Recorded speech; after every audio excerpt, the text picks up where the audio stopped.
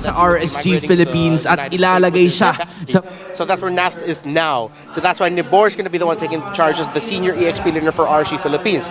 It's a lot of pressure because RSG PH has always been a team that puts a lot into the responsibilities of their EXP laner, but that's why it's good to see that Coach Panda is confident in the young 16-year-old. 16-year-old?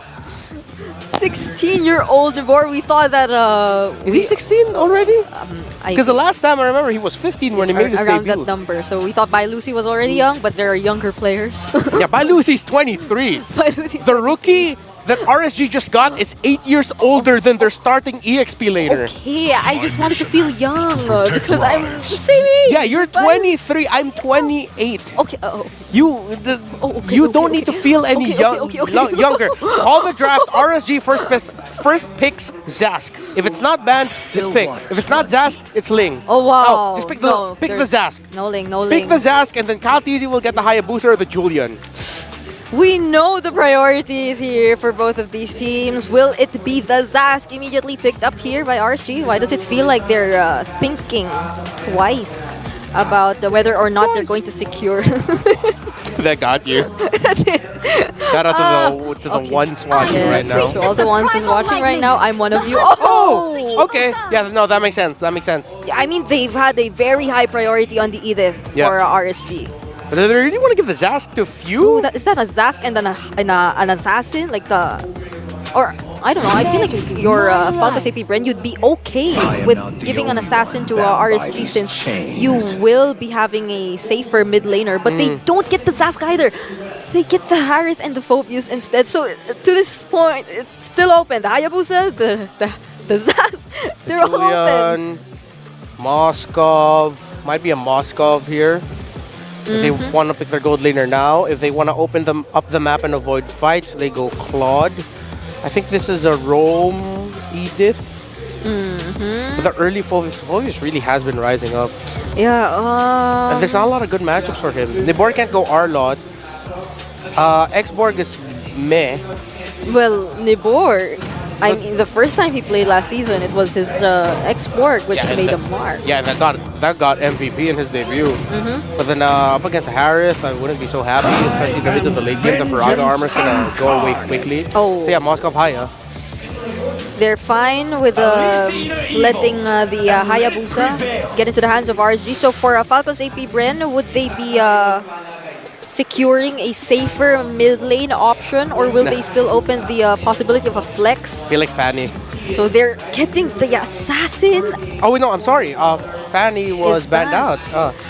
The Julian. Julian, yeah. So if they don't get it now, there's a very high chance that they'll be limiting Kyle TZ in terms of hero. They'll be out of assassins. They have to rush to the Julian right now. Yeah, Roger gone. If they don't get it right now, we mimight just see the Alpha back or the Nolan. I will apologize. I often forget about Nolan's dad. Because Nolan left his daughter in the story. Because remember, he left Layla. I know he did it to save the world or something, but like... Fleeting as a snowflake. It's like what Rey Mysterio did to Dominic. Timeless as a glacier's heart. Okay, but both of the mid laners aren't revealed to us yet. So they take out the Aurora. The Zaz is still open, just in case. But why is it not being prioritized as much right now? I think they understand that, both teams understand that if they went into this with a Zask, the draft would be a little bit more predictable. So the order's a little bit different. Edith gets prioritized. These are two teams that team fight very well and understand how long team fights can go. So Falcons AP Bren is going for the burst route. They do need a hero that can team fight a little bit longer. I like that they banned out the Tigreal here because you're taking away a strong combo for what could have been a great fourth pick for Falcons AP Bren, which is a Vexana, if they're really not going to be getting the Zask here.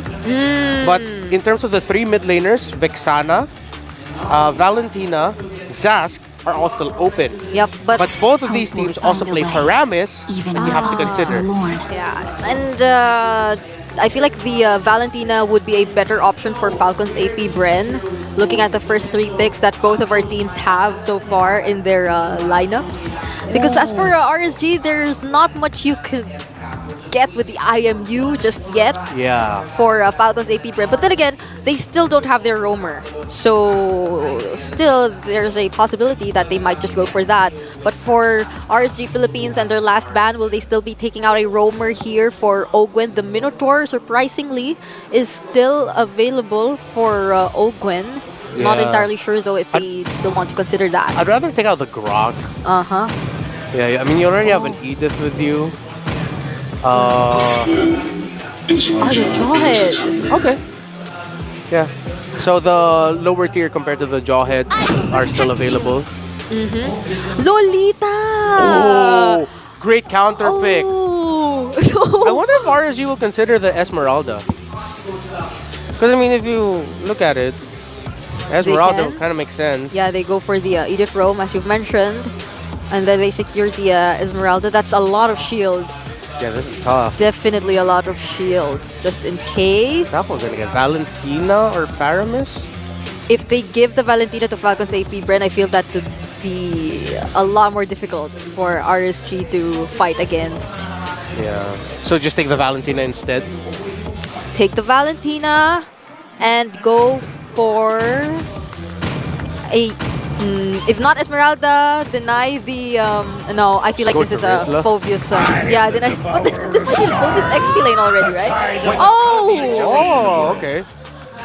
Wow. Yeah, these two teams really changed up their drafting priorities and patterns. So... okay. To live. We say goodbye to the Terizla for now. There are so many teams prioritizing the Phobius today. Yeah. And it works well. It works well even for the True secured here by RSG. So... The only thing I'm thinking right now is the Lolita counters a lot of the ranged abilities that RSG can dish out. It could reflect a lot of what RSG can dish out back to them. So this might be tough. Yes. And the Phobius, looking at it, might actually be one of the biggest thorns right now to the side of RSGPH. Yep, I agree. A well-timed Guardian's Reflection would spell disaster here for RSG Philippines. So they really have to watch out for the timings that Ogwen will be using and will be doing together with this Lolita. They also have a Faramis in their lineup. There's so many things to watch out for. I can't wait to see the action. So let's now give it over to our casters.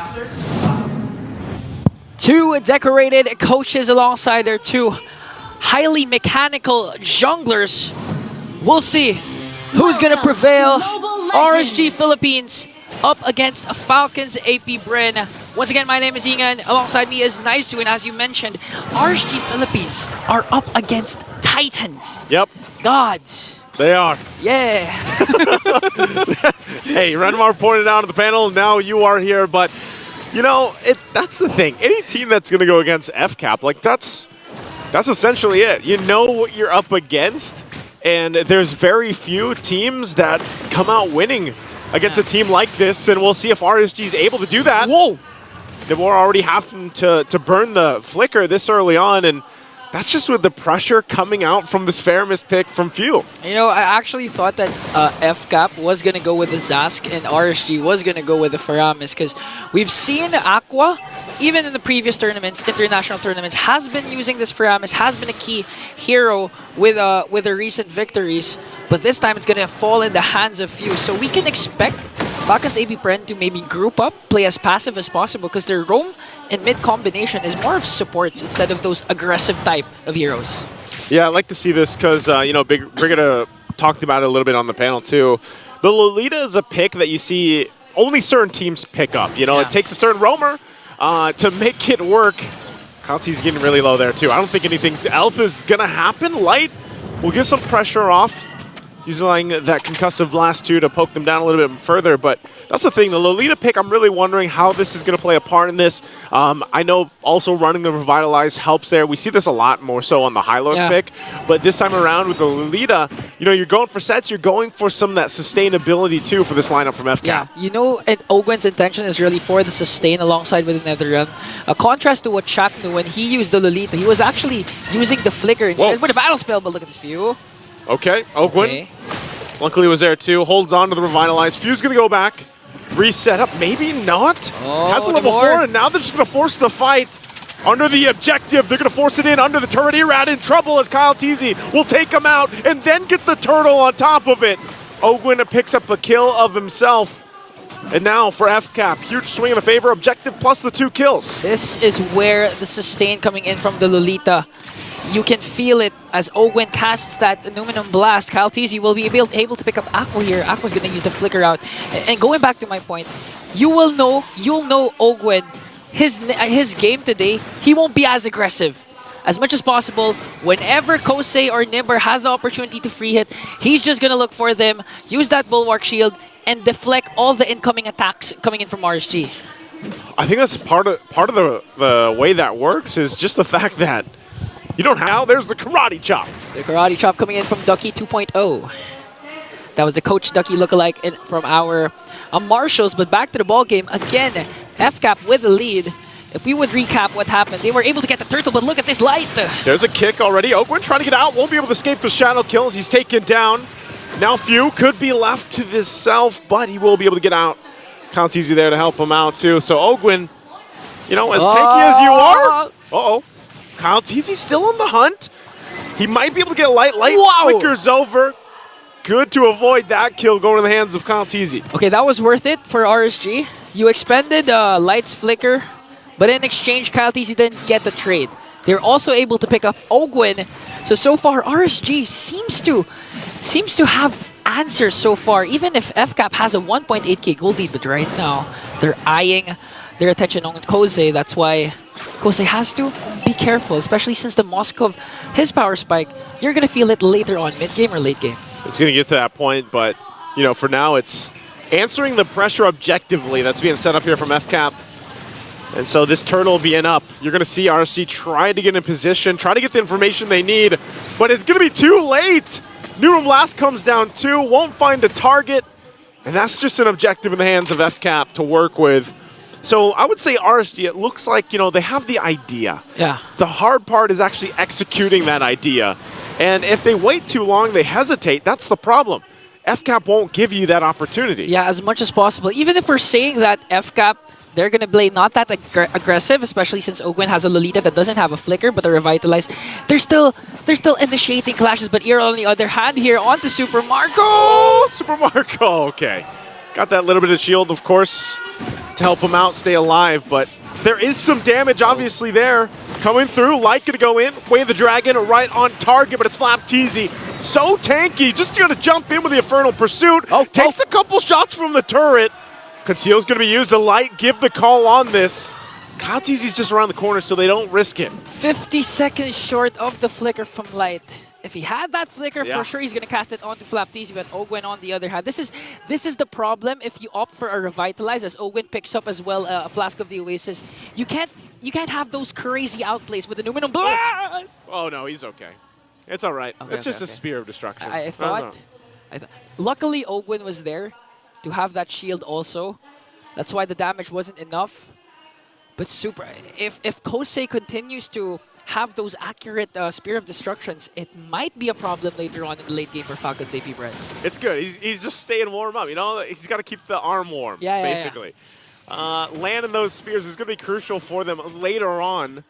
And you never know what you can pick off with that. So, but right now, it's still the question of, can RSG stop objectively what FCAP is doing? And, you know, anytime you talk about FCAP, whether it's here or around the world, they talk about their prowess as a macro-level play style.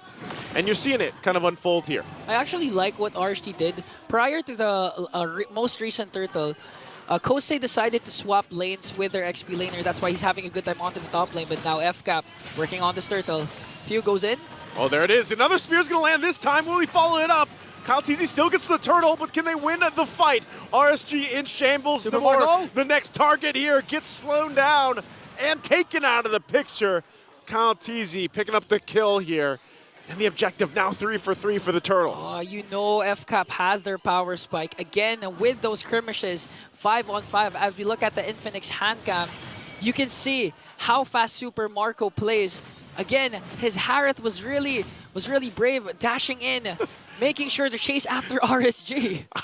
I don't know, for me, like Super Marco's probably one of the most chill gold laners. Super chill. Like, He just sits there locked in, and it just looks like it's just another day for Super Marco. Do you know those memes where Flap TZ goes wild, Kyle TZ goes wild, and then they pan to Super Marco. Super Marco's like He's just he's just locked in. Like Super Marco's the one with most kills, the one with the recent maniac, but Flap TZ's the one who's wild, shouting. Yeah, Flap TZ takes enough energy to apply that to Super Marco at this point. Yeah. But on the other hand, though, whenever they do TikToks, it's actually Super Marco initiating with Flap TZ and Pando, which is a weird fact. So you know Super Marco still wants to enjoy whatever they plan on doing. But Light with knock-up here. Oh, that's tough. He's going to get slowed down and stunned. We'll be fine. Pop still can seal still. They might look for a re-engage here. Shadow Kill already going to be used. Irad could be in trouble as Aqua is going to be the first to fall. FCAP wants the fight as Super Marco will pick up the kill on Irad. 2 down for RSG. That moment rather was one of the best moments to use Harith. I mean, the Zaman Force really used up well. Super Marco didn't even have to use the conceal because there's no knock-up.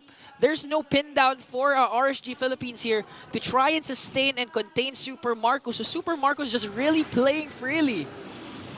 Yeah, at this point, freely farming up, getting everything that he needs. And even Kyle TZ, man. Kyle TZ is going to go ahead and start up this Lord most likely. It's going to be locked in unless RSG wants to fight it. I just think they shouldn't give it up. It's already under half health here. So Lord in the hands of FCAP. And remind you, if you guys missed the panel section and they were talking about it, Kyle TZ #1 in so many stats here. And you can see why. Light gets spotted out, but he should be fine. Gets out of danger. And they got to worry about the defense now against this Lord push. Yeah, first Lord, you'd expect RSG to be able to defend this, not suffer any inhibitor turret losses. But with FCAP, how they're playing right now, Kyle TZ still manages to stay alive, but they expended the Nether Realm though. Yeah, they get that out. Dominator's Descent going to be used too, and RSG at this point, given the deficit here, given the gap, I'm wondering if they can still hold on in this game and not have it end after that first Lord push. Right now, though, FCAP with the lead they have, they're surely going to play into these base turrets here at RSG. Okay, Irad wants to look for a pick-off before the Lord marches in the inhibitor because that's how they're going to defend this. They want to pick off as much as possible, and I think it's going to go on to Few. But Few spots them out. Look at Light there. Oh, Wiki Shadow Kill will be casted onto the middle lane, but not enough damage. Not enough damage, and now they're going to force the fight. Irad will be taken out, sniped out by Kyle TZ under the base turret. Lord finally going to be worked on, but now holding on to just a 1 tier 2 in the mid lane. It's going to be pushed by this wave for FCAP. And now they're up to the base turrets here. 8.8k gold lead for Falcons AP Bren, but still RSG still has their inhibitor turrets. Irad not in the picture yet. Ogwen still has his ultimate, so they can actually force this to get the inhibitor turret. But look at damage coming in from Falcons AP Bren. Zaman Force is also there. Already dropping down the Numenal Blast too. Dominator's Ascent. He will be able to get some space to work around with, but the turret goes down. And that, just like that, FCAP can continue to layer down those ultimates and force RSG back. They don't want to fight FCAP. Yeah, the threat of the Numenum Blast from Ogwen is just really eminent. As much as possible, if that's still available, you wouldn't want to force a clash. Okay, let's just give up the inhibitor turret on the top lane, RSG said, because if they try to defend it and lose members, FCAP would really capitalize on it and maybe get another inhibitor in the middle lane or the bottom lane. What is not working here? And I mean, like when we look at all of this, the past 11 minutes, what's going wrong for RSG? I think it's really the pick-off potential that you'd expect them to do. Yeah. It's just not working because FCAP is really working as one unit. Same as what we've seen with Fnatic Onyx last series, wherein they rotate as one. 5 members rotating all throughout the map. It's hard for Cho. It's hard to play as a Cho if you're up against a team that's like has one mind. Not only that, I mean, the one mind, the synergy that FCAP has, but you're playing a Cho into this lineup alone. Yeah. You know, it's even if Light tries to find a pickup, what's he gonna do? Yeah, and apart from that, the Uigi Shadow Kill again, with the presence of the Netherrealm, it's like it's non-existent. Because apart from the group up coming in from Falcons AP Bren, whenever Irad casts that Wiki Shadow Kill, even onto one member. Fuse always there to cast that Nether Realm, always ready to defend his members. And now 11k gold lead coming in from Falcon's AP Pred. They have minions onto the bottom lane. I think they're going to force a push here. Yeah, they are. I'm not even sure if they're going to wait for the Lord here. Still working on the turret. RSG will do everything they can to hold on. But once that Lord makes its way on the top side, you're going to do the same exact thing. You're going to see the pressure put on. Ogwin dropping down that Numinum Blast. Kyle TZ might even just punch it into the base and flap TZ as well. Whoa. So tanky here. Even last season, he's still the one above all. Kyle TZ holds the highest average Lord kills last season with 1.84. And now FCAP marching onto the middle lane. Numinum Blast coming down once again just to cover the turret. Lord's still up here. RSG has to deal with that and the full force of FCAP with a major lead. They're going to clear out the Lord. 2 turrets down for now in FCAP. They don't have the push from the wave to take this third one. So RSG, despite being down this massively, will still stay in the game for now. But it looks like FCAP still wants to put the pressure in the base. Okay, they still have enhanced minions marching into the bottom lane, and I think they can actually force another push here. But look at Flap TC going in right after Light. The Clash not yet going to pursue here, but this time the minions are here. They're going to be able to take down Inhibitor third, but look at this Nibor! Oh, Nibor going to be in trouble again. Numinum Blast going to find the target, and they're going to be possibly looking for more. Light in trouble too. FCAP doesn't have the waves to push in just yet. They got to clear it out and wait for it. Mid, bottom, top, still pushing in. RSG down 1 member as FCAP, 12,000 gold ahead. Will look to close out the game in a dominant fashion. Flap TZ jumps in with the Infernal Pursuit. The base with the Nether Realm and everything else will fall into place as Kosei tries to keep them at bay from ending it, but it's just too much as FCAP takes game 1 dominantly. Another day in the office for the Bees with a clean, perfectly executed game number 1 as they take down RSG Philippines.